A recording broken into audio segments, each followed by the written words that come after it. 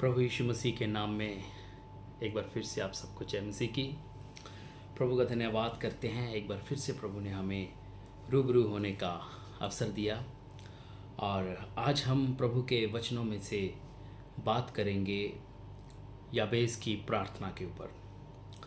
तो प्रभु के वचनों में से पहला इतिहास 4 अध्याय उसकी 10 आयत में यूँ लिखा है, याबेस ने इज़राइल के परमेश्वर से ये प्रार्थना की कि यदि तू मुझे सचमुच आशीष देगा और मेरा क्षेत्र बढ़ाएगा और तेरा हाथ मेरे साथ रहेगा और तू मुझे विपत्ति से बचाएगा कि मुझे दुख न पहुँचे, तो मैं तेरे द्वारा आशीषित रहूँगा। और परमेश्वर ने उसको वह दिया जो उसने मांगा था। प्रिय भाई और बहनों, आज हम एक ऐसे व्यक्ति की प्रार्थना पर मनन करेंगे जिसका नाम बाइबल में केवल 2 वचनों में आया है। याबेस, इसका उल्लेख संक्षिप्त है, परंतु उसकी प्रार्थना ने अनंत गहराई को छू लिया है। उसकी प्रार्थना एक साधारण मानव की असाधारण आत्मिक आकांक्षा को प्रकट करती है। बाइबल कहती है कि उसकी माँ ने उसका नाम याबेस रखा क्योंकि उसका जन्म पीड़ा में हुआ, और याबेस का अर्थ है पीड़ा। उसका जीवन एक ऐसे लेवल से शुरू हुआ जो उसे ताउम्र दुख का प्रतीक बना सकता था। जरा सोचिए, जब याबेस अपने दोस्तों से, मित्रों से खेलता होगा, उनसे बातें करता होगा, तो वो लोग उसको कहते हैं याबेस, हे पीड़ा। उसने कितने दुख सहे होंगे, कितनी मुश्किलों का सामना किया होगा, लेकिन उसने उस पहचान को बदलने का निर्णय लिया। और वो निर्णय कैसे लिया, बाइबल हमें बताती है, प्रार्थना के माध्यम से। हमारा प्रारंभ चाहे कैसा भी हो, हमारी शुरुआत चाहे कैसी भी हो, अंत परमेश्वर की योजना से बदल सकता है। याबेस की प्रार्थना के हम 4 भाग देखेंगे, 4 भागों में इसको विभाजित करेंगे। पहला है, यदि तू मुझे सचमुच आशीष देगा। यहां पर एक आशीष की लालसा को हम देख सकते हैं। याबेस ने परमेश्वर से एक आशीष मांगी है। कहता है कि यदि तू मुझे सचमुच आशीष देगा। याबेस ने सच्चे दिल से आशीष मांगी है। वह संसारिक नहीं, आत्मिक आशीष चाहता था। ये प्रार्थना उसकी स्वार्थी लालसा नहीं, बल्कि एक दिव्य संबंध की पुकार थी। वो एक ऐसी आशीष की मांग कर रहा था जिससे उसका परमेश्वर के साथ और गहरा संबंध बनता जाए। जी हाँ, परमेश्वर से आशीष मांगना गलत नहीं है। परमेश्वर से ब्लेसिंग्स को मांगना कोई बुरा नहीं है, लेकिन उसके पीछे का हमारा उद्देश्य क्या रहता है। याबेस ने आशीष मांगी और उसका उद्देश्य था कि वो परमेश्वर का आदर करे, और उसकी आशीष जो है वो परमेश्वर के आदर में ही वो उपयोग करना चाहता है। तो हम भी जब परमेश्वर से आशीष मांगते हैं तो हमारा उद्देश्य उसका आदर और उपयोग करना हो। दूसरी बात जो याबेस ने कहा, मेरे क्षेत्र को बढ़ा। एक विस्तार की प्रार्थना।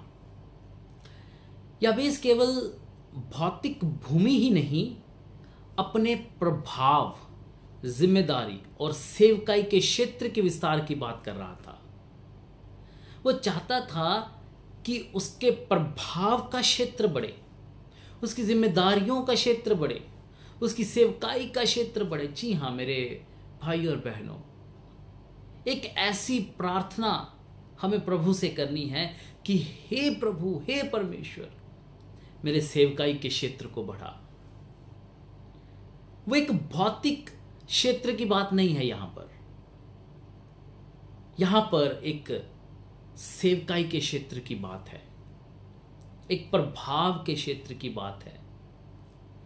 क्या हम भी परमेश्वर से मांगते हैं कि वह हमारी सीमाओं को बढ़ाए ताकि हम औरों के लिए आशीष बन सके?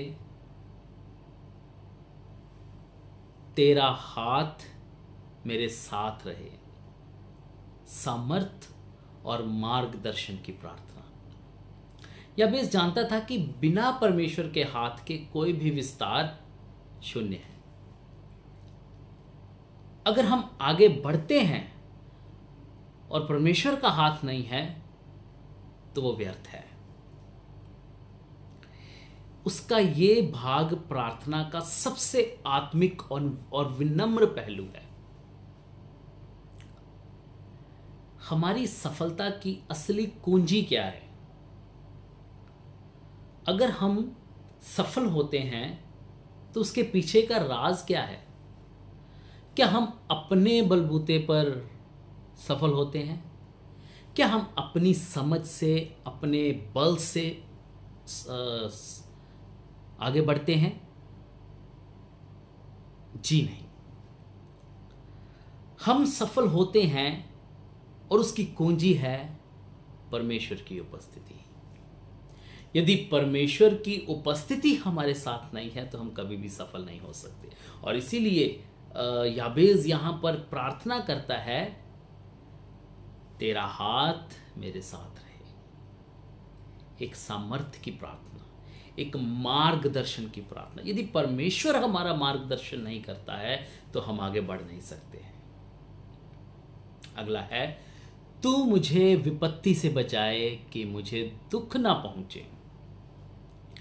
यहां पर एक सुरक्षा की प्रार्थना याबेस ने की है। वह नहीं चाहता था कि उसका नाम पीड़ा उसकी नीयत बन जाए। जिस नाम जो नाम उसको रखा गया है, जो नाम उसको दिया गया है, एक पीड़ा का नाम, वो नहीं चाहता कि उसी नाम के साथ वो अपना जीवन बिताए। उसने परमेश्वर से मांगा कि वह उसे हर प्रकार की हानि और पीड़ा से बचाए। तो मुझे विपत्ति से बचाए कि मुझे दुख ना पहुंचे। एक सुरक्षा की प्रार्थना याबेस करता है। वह अपना सारा जीवन उसी पीड़ा में नहीं रहने देना चाहता।